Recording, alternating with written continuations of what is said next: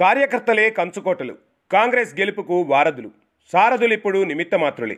10 ఏళ్లు ప్రాణాలు పణంగా పెట్టి నిలబడింది శ్రేణులే. తెలంగాణ ఇచ్చిన అధికారం కోసం కష్టపడ్డారు. అవకాశవాదులతో రాజకీయాలొద్దు, ద్వారాలు తెరిస్తే వచ్చేది వాళ్లే. పచ్చగున్న చోటు వెతుక్కునేది వాళ్లే. స్వార్థపరులతో స్నేహాలు వద్దు, నాయకులతో పార్టీలు బలపడవు. శ్రేణులు బలంగా ఉన్నప్పుడే పార్టీలకు గెలుపు. నాయకులు తప్పులే పార్టీలకు శాపాలు. కష్టకాలంలో నిలబడేది శ్రేణులే. ఎవరు ఉన్నా ఎవరు లేకపోయినా పార్టీని కాపాడేది కార్యకర్తలే. వచ్చిపోయేవారు తమ పనులు చక్కదిద్దుకునేవాళ్లే. నాయకులే బలవంతులైతే ఓటమి ఉండదు. జనం పలుకుబడి ఒక్కటే గెలుపుకు మార్గం కాదు. 10 ఏళ్ల తర్వాత అధికారం తెచ్చింది శ్రేణులే. ప్రచార కీలక భాగస్వామ్యం వారిదే. నాయకులెక్కడైనా నిమిత్త మాత్రులే. ఇంటికొచ్చిన వాళ్లంతా ఇష్టలు కాదు, గడప తొక్కిన వాళ్లంతా బంధువులు కాదు. రాజకీయాలలో శాశ్వత మిత్రులు లేరు, శాశ్వత శత్రువులు లేరు. కానీ కార్యకర్తలు మాత్రమే హితులు. పార్టీకి వారే పట్టుగొమ్మలు, వాళ్లే బంధువులు, వాళ్లే కంచుకోటలు. వచ్చేవాడెప్పుడు అవకాశవాదే, ఎప్పుడు వెళ్ళిపోదామా అని దారి వెతుక్కునేవాడే. అందుకే గేట్లు తెరిస్తే వస్తున్నవారు ఎవరు, చేర్చుకోవాల్సిన వారు ఎవరు అన్నది కూడా కాంగ్రెస్ పార్టీ, ముఖ్యంగా రేవంత్ రెడ్డి ఆలోచించుకోవాలి. దానికి తోడు గర్వాపసి అంటే కాంగ్రెస్లో అన్యాయం జరిగి న్యాయం జరగదని వెళ్లిన వారిని రమ్మని హక్కును చేర్చుకోండి. కానీ కాంగ్రెస్లో పదవులు అనుభవించి ఆధిపత్యం చెలాయించి గత 10 ఏళ్లుగా పార్టీకి దూరం జరిగిన వాళ్లతో ఒరిగేదేమీ ఉండదు.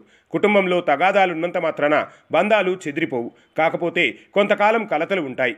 కానీ మొత్తానికే తెగదింపులు చేసుకుని వెళ్లిన వారిని రమ్మని పిలిస్తే వచ్చేవారు చుట్టపు చూపుగాళ్లే. అందువల్ల గేట్లు ఎత్తే ముందు కాంగ్రెస్ పార్టీ నాయకుల అభిప్రాయాలు తీసుకోండి, వారి సూచనలు పరిగణలోనికి తీసుకోండి. ఏ నియోజకవర్గ స్థాయి నాయకుడు వచ్చినా సంబంధిత ప్రాంత శ్రేణులతో పార్టీ ఆలోచనలు పంచుకోండి. లేకుంటే 10 ఏళ్ల పాటు ప్రతిపక్షంలో కూడా జెండా మోసిన శ్రేణుల్లో నిస్తేజం నింపకండి. పక్క పార్టీ నుంచి వచ్చిన వాళ్ళెవరూ తమ అనుచరుల కోసం పనిచేస్తారే గాని అసలు కాంగ్రెస్ శ్రేణుల మేలు కోరరు. ఎందుకంటే అసలైన శ్రేణులు ఏ నాయకుడికి అణిగిమణిగి ఉండరు. వారిలో ఆత్మాభిమానం ఉంటుంది, పార్టీపై పట్టు ఉంటుంది, నాయకులతో సాన్నిహిత్యం ఉంటుంది. అది కొత్తగా వచ్చిన వారికి నచ్చదు. వారి ముందు కార్యకర్తలు మాట్లాడితే సహించరు. వారి సూచనలు ఏ విషయంలోనూ కొత్తగా వచ్చిన వారు పరిగణలోనికి తీసుకోరు. తీసుకున్నట్లు నటించినా వారికి విలువ ఇవ్వరు. ఇది ఎప్పటికైనా కాంగ్రెస్కు మంచిది. 10 ఏళ్ల తర్వాత ప్రజలు మార్పు కోరుకున్నారు. అందుకు పార్టీ శ్రేణులు ఎంతో కష్టపడ్డారు. ఇల్లిల్లు తిరిగి ప్రచారం చేశారు. ఎన్నికల వేళ ఆకలికి కూడా ఓర్చుకున్నారు. తమ నాయకులు గెలవాలని కోరుకున్నారు. వారి కోసం త్యాగాలు చేశారు. గెలిచిన నియోజకవర్గాలలో వారికి గుర్తింపు ఉంటుంది. కానీ ఓడిపోయిన నియోజకవర్గాలలో వలస నాయకులు వస్తే అసలైన నాయకులను దూరం పెడతారు. వారి మనోభావాలు దెబ్బతీస్తారు. చివరికి అసలైన కార్యకర్తలనే టార్గెట్ చేస్తారు. ఇక గర్వాపసి నాయకుల మూలంగా ఈ 10 ఏళ్లలో తయారైన నాయకులకు గౌరవం ఉండదు. గతంలో ఆ నేత పార్టీ మారినప్పుడు వారి వెంట వెళ్ళని నేతలను ఇప్పుడు వేధింపులకు గురి చేస్తారు. ప్రతి సమస్య పార్టీ దాకా రాకపోవచ్చు. జిల్లా స్థాయిలో కార్యకర్తలకు న్యాయం జరగకపోవచ్చు. కొత్తగా వచ్చిన వారి ఆధిపత్యం ముందు కార్యకర్తలు తలదించుకోవాల్సి రావచ్చు. ఇలా అనేక సమస్యలు పార్టీకి ఉరితాళ్లుగా మారతాయి. తెలంగాణ వచ్చిన తర్వాత గత బీఆర్ఎస్ ప్రభుత్వానికి 10 ఏళ్లుగా వ్యతిరేక పోరాటం చేసిన వాళ్లే నిజమైన కాంగ్రెస్ పార్టీ సైనికులు. అలాంటి వారిని ప్రోత్సహించండి.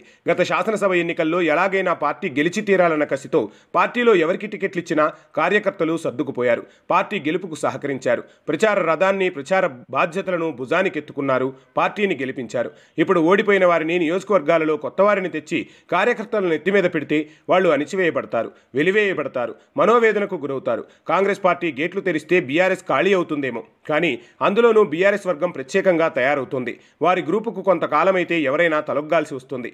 అంతేకాకుండా 10 ఏళ్ల కాలంలో ఏ నాయకులతో పోరాటం చేశారో వాళ్లే తమ నాయకులు కావడం ఏ కార్యకర్త జీర్ణించుకోలేరు. ఏ నాయకులైతే కార్యకర్తలను జైలు పాలు చేశారో ఆ నాయకుల కింద పనిచేయాలంటే కాంగ్రెస్ శ్రేణులు ముందుకు రాకపోవచ్చు. ఏ నాయకులైతే కాంగ్రెస్ కార్యకర్తలను చిత్రహింసలకు గురి చేశారో వాళ్ల ముందు మళ్లీ పార్టీలో చేతులు కట్టుకొని నిలబడాలంటే ఇష్టపడకపోవచ్చు. దాంతో కరుడుగట్టిన కాంగ్రెస్ కార్యకర్తలు కూడా పక్కచూపులు చూడొచ్చు.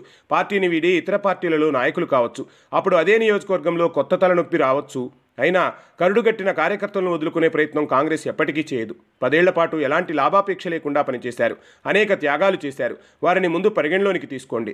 వారికి మేలు చేసే కార్యక్రమాలు చేయండి. వారికి ప్రభుత్వం తరపున అందే ప్రోత్సాహకాలు అందించండి. పదవులు కట్టబెట్టండి. పార్టీ పదవులను ప్రకటించండి. పార్టీలో ఎక్కడికక్కడ యంత్రాంగాలకు పెద్దపీట వేయండి. పార్టీ నిర్మాణాన్ని చేపట్టండి. పచ్చగున్న చోటు వెతుక్కునే అవకాశవాదులు, స్వార్థపరులు చాలా మంది ఉంటారు. నిన్నటిదాకా ఏ నాయకులనైతే విమర్శించారో వాళ్ళు ఏ పార్టీలో చేరితే సచ్చిలూరు కాలేరు. వారు చేసిన అరాచకాలు సమసిపోవు. వారు అర్జించిన అక్రమార్జనలు, ఆరోపణలు ఆగిపోవు. ఏ నోటితో తిట్టారో ఆ నోటితోనే ఆ నాయకులను పొగడడం సరైంది కాదు. కొత్త నాయకులను తయారు చేయండి. కొత్త తరం తీసుకురండి. కొత్త నీరు పేరుతో పాత నాయకులకు పెద్దపీట వేయకండి. యువతరం నాయకత్వాలను ప్రోత్సహించండి. మరో దశాబ్దానికి దిక్సూచి కావాల్సిన నేతలను తయారు చేయండి.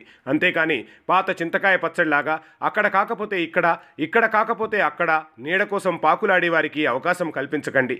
దారిని అసలు దరిచేయనీయకండి. ద్వారాలు తెరవాల్సిన అవసరం లేదు. కొత్త తరాన్ని ఆహ్వానించండి. విద్యార్థి రాజకీయాలలో చురుగ్గా ఉన్నవారిని ప్రోత్సహించండి.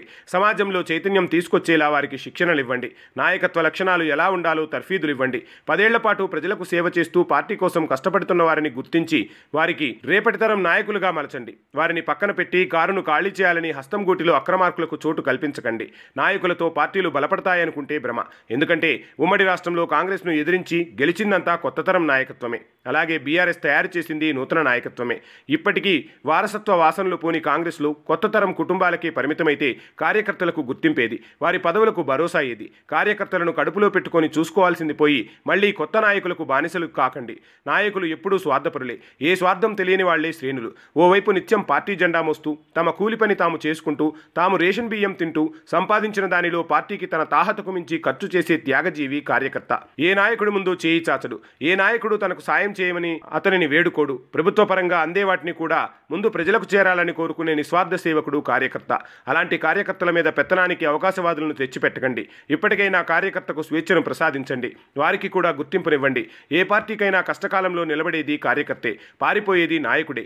వచ్చిపోయే వాళ్ళు ఎప్పుడూ తమ పనులు చక్కదిద్దుకుంటారే గానీ పార్టీని చక్కదిద్దే బాధ్యత తీసుకోరు. జేజేలకు మాత్రం కార్యకర్తలను వినియోగించుకుంటారు. ఇంటికొస్తే ఉప్మా పెట్టి జేజేలు కొట్టించుకుంటారు. కార్యకర్తలు గడప దాటగానే భూతు పురాణం మొదలు పెడతారు. ఇది అద్దె నేతలు, వలసవాదుల తీరు. అందుకు అసలు సిసలు కాంగ్రెస్ నేతలకే ప్రాధాన్యతనివ్వండి. పార్టీని 10 కాలాల పాటు కాపాడుకోండి.